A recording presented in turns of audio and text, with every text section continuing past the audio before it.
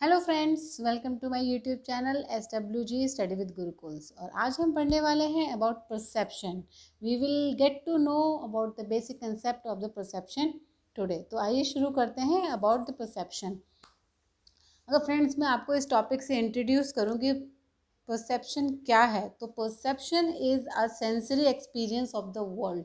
जो भी चीज़ हम अपने सेंसेस एक्सपीरियंस करते हैं वो है परसेप्शन, जिसमें कि इन्वॉल्व होता है कि recognising both environmental stimuli and उसके रिस्पॉन्स में हम एक्शन भी करते हैं।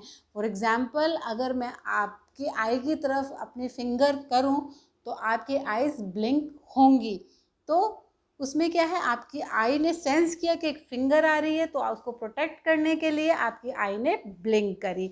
सो it involve both experience and the action in response to the stimuli. तो यहाँ पे स्टिमुलाई क्या था कि आप मेरी जो फिंगर है आपकी आई की तरफ बढ़ रही है और आपकी आई ने सेंस किया कि इसको प्रोटेक्ट करना है इस फिंगर से, और उसने ब्लिंक किया।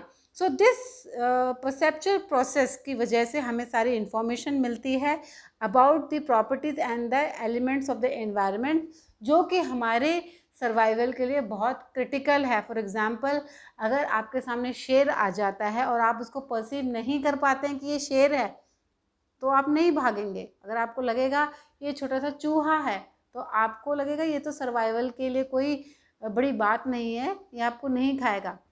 तो अगर परसेप्चुअल में डिफेक्ट आ जाता है तो सर्वाइवल के लिए बहुत बड़ी प्रॉब्लम हो सकती है। So the perception not only creates the experience of the world around us, but it also allows how to act within our environment। मतलब हमें किस environment में कैसे act करना चाहिए ये भी हमें बताता है। ये नहीं है कि शेर सामने खड़ा हुआ है और हम खड़े हुए हैं, हम कुछ act ही नहीं कर रहे हैं। तो ये अगर आपकी perception ढंग से नहीं होगी तो ये survival के लिए बहुत प्रॉब्लम हो जाएगा और आप इन्वायरमेंट के अकॉर्डिंग एक्ट नहीं कर पाएंगे, सिचुएशन के अकॉर्डिंग एक्ट नहीं कर पाएंगे। So when it comes to the psychology, हम कैसे डिफाइन करते हैं परसेप्शन को, क्या होता है perception? So perception is basically the organisation, identification and interpretation of the sensory information in order to represent and understand the environment.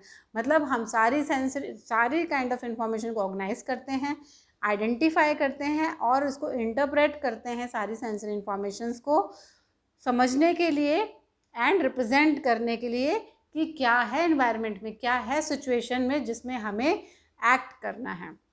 So the all perception, और इस सारे परसेप्शन में बहुत सारे सिग्नल्स इन्वॉल्व होते हैं जो कि हमारे नर्वस सिस्टम को जाते हैं, which in turn convert into physical and chemical stimulation of the sense organ.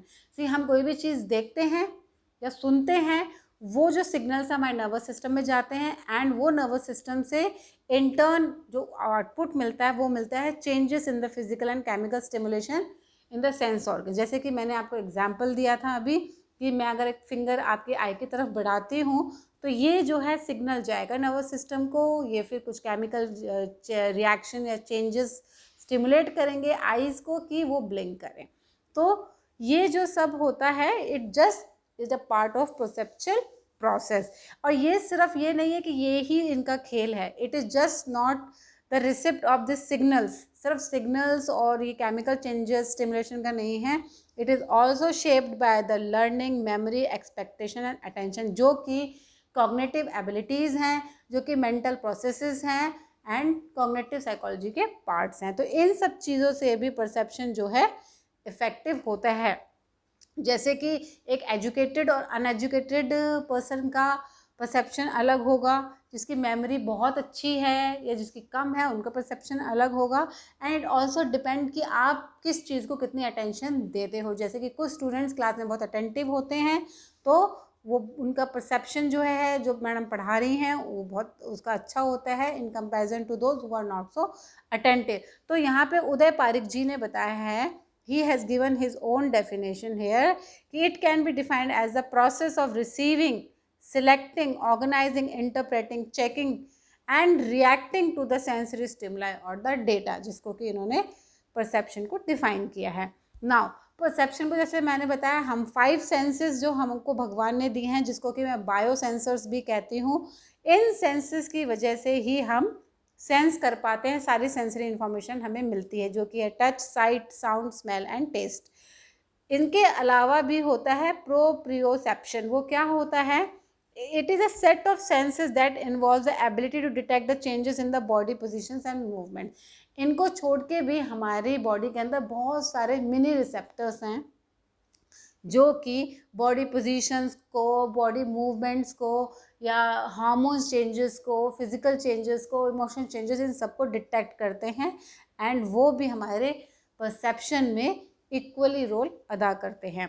And it also involve the cognitive processes, जो कि मैंने बताया। कॉग्निटिव प्रोसेस क्या है? जैसे कि लर्निंग, मेमोरी, ये सब जो है इसमें भी हमारे परसेप्शन का रोल रहता है। जैसे कि recognising the face of A friend और डिटेक्टिंग अ सिमिलर सेंट, मतलब आप अपने फ्रेंड का जो चेहरा है 1000 लोगों में से भी पहचान सकते हो। एंड जो एक सेंट आपका फ्रेंड यूज़ करता है और अगर आपने उसे देखा नहीं है, अगर वो परफ्यूम की आपको खुशबू लगती है तो आपको उसकी प्रेजेंस का अंदाज़ा हो जाता है।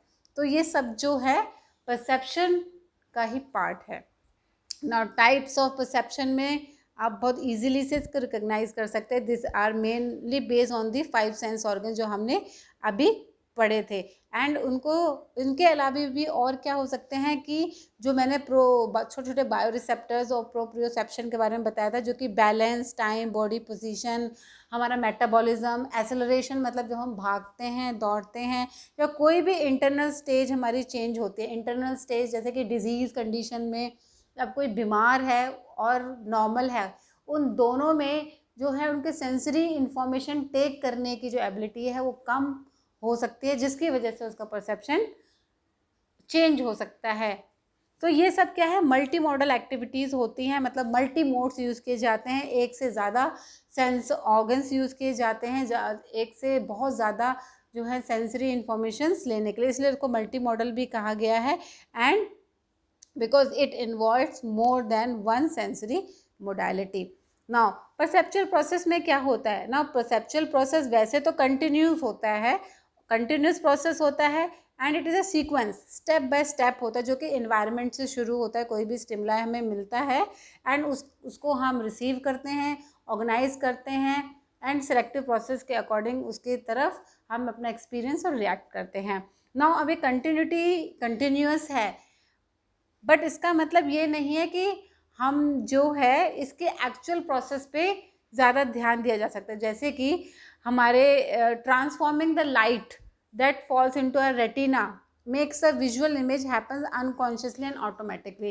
वैसे तो मैंने आपको बताया कंटिन्यूसली है, सीक्वेंस है, स्टेप बाय स्टेप प्रोसेस है, बट जब ये एक्चुअल प्रोसेस होता है तो बहुत ऑटोमेटिकली और अनकॉन्शियसली होता है कि हमें पता ही नहीं चलता। जैसे कि रेटिना पे इमेज बनती है, हम कुछ भी देखते हैं तो हमें लगता है कि हम तो बस देखते ही जा रहे हैं, बट पीछे से उसकी सीक्वेंसिंग और स्टेप बाय स्टेप हो रहा होता है कि हमारे जो लाइट है कॉर्निया के थ्रू जाते हैं अंदर तक, और फिर ये ऊपर सिग्नल्स जो है नर्वस सिस्टम में इंटरप्रेट होते हैं एंड देन जो है इमेज जो है रेटिना में बनती है। सो दिस परसेप्चुअल प्रोसेस जो होता है कंटिन्यूस होता है, स्टेप बाय स्टेप होता है, but it's very automatic and unconscious. Now next is the basic aspects of the perceptual process. क्या basic aspects है कि फर्स्ट कि इट इज़ वेरी इम्पॉर्टेंट कि इसमें अटेंशन दी जाए, क्योंकि ऐसे तो हम बहुत सारी चीज़ें देख रहे होते हैं, मगर अनलेस एंड अनटिल हम किसी चीज़ को अटेंशन नहीं देंगे, उसकी टेस्ट को, उसकी स्मेल को, तब तक हम उसको परसीव नहीं कर सकते हैं। Second is the making meaning of what you perceive, मतलब रिकग्नाइजेशन। आपने अटेंशन दे लिया और आपने अगर उसका मीनिंग नहीं समझ पाए, आपका ब्रेन उसको इंटरप्रेट नहीं कर पाया, तो आप परसेप्शन नहीं कर पाओगे, आप परसीव नहीं कर पाओगे। Then is the taking the action. The final step of the perception process involves the sort of action in response to the environmental stimuli. जैसे कि मैंने बताया था कि अब आपने अटेंशन भी दे लिया, मीनिंग भी समझ में आ गया कि क्या करना है, अंडरस्टैंडिंग होगी उस एनवायरनमेंट की, and then is the action. जैसे कि अगर मैं आपकी आई की तरफ फिंगर कर रही हूँ और आप कुछ एक्ट नहीं कर रहे हो, तो अगर मेरा इंटेंशन ऐसे आपको हार्म पहुँचाने की, तो मैं आपकी आई डैमेज कर सकती हूँ। तो आपको उस समय समझ जाना चाहिए कि इसकी या तो अपनी आई ब्लिंक करो या इसके हैंड को हटाओ। So this are the main aspect of the perceptual process. And ये बहुत इंपॉर्टेंट है क्योंकि ये नॉट ओनली हमें एक्सपीरियंस कराते हैं वर्ल्ड का, ये इसी की वजह से हम इंटरेक्ट कर पाते हैं, एप्रोप्रिएट एंड मीनिंगफुल डिसीजंस ले पाते हैं। नाउ इसी के बेसिस पे हम फंक्शंस भी पता लगा सकते हैं कि क्या बेसिक फंक्शंस हैं of the perceptual process. First, जैसे कि एक्सपीरियंस मैंने अभी बताया, then is a interaction with the environment and surrounding, जिसकी वजह से हम नेसेसरी एंड एप्रोप्रिएट एक्शन ले सकते हैं, and it able us to make meaningful and sensible understanding of the things event around us. इसकी वजह से ही हम एप्रोप्रिएट डिसीजंस ले पाते हैं। नाउ इसी के बेसिस पे हम करेक्टरिस्टिक्स निकाल सकते हैं परसेप्शन के। कैसे? कि ये एक सिलेक्टिव प्रोसेस है, क्योंकि हम अटेंशन देनी पड़ती है। We do not perceive each and everything around us, हम सब कुछ परसीव नहीं करते, हम वही परसीव करते हैं जिसकी तरफ हम अटेंशन दे रहे होते हैं। परसेप्शन रिक्वायर्ड सेंसेशंस, मतलब एक सिग्नल हमारे ब्रेन को जाना चाहिए। इट नीड्स ऑर्गेनाइजेशन, आपके ब्रेन में एक ऑर्गेनाइजेशन होनी चाहिए, तभी वो इंटरप्रेट कर पाएगा। It involve the past experiences, जब हम कोई चीज़ परसीव कर रहे होते हैं तो उसके साथ हम पास्ट एक्सपीरियंसेस को भी इंक्लूड कर रहे होते हैं जब हम परसीव करते हैं।